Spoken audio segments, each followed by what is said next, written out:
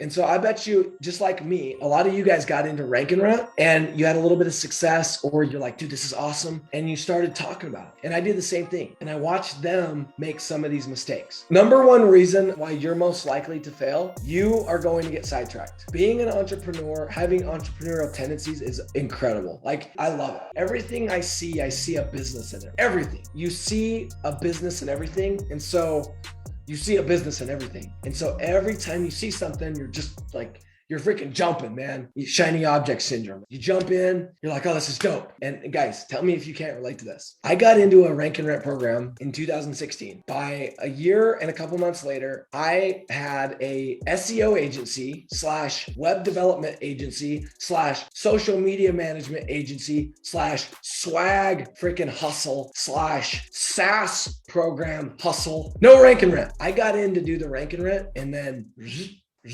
got to be an easier thing. There's got to be a sexier thing.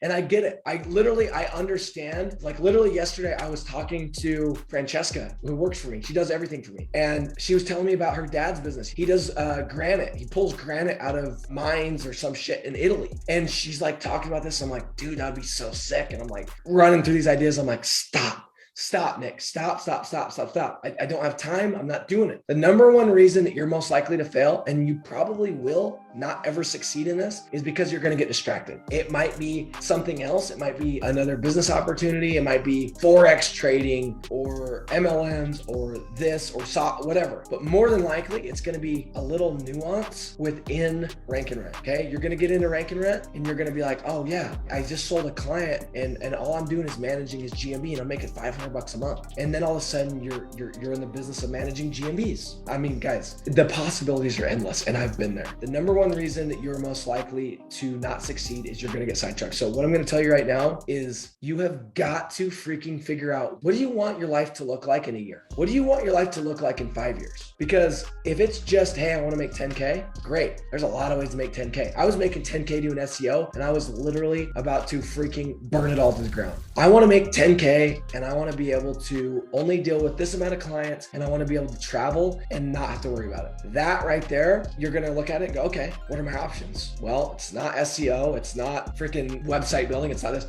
It's Rank and Rent. And so I made that same mistake. And guess what? I thought I had this laptop lifestyle. Laptop lifestyle is dick if you can't enjoy your vacation without worrying if your client's going to cancel. I've been at Disneyland and gotten the call, hey, we're canceling.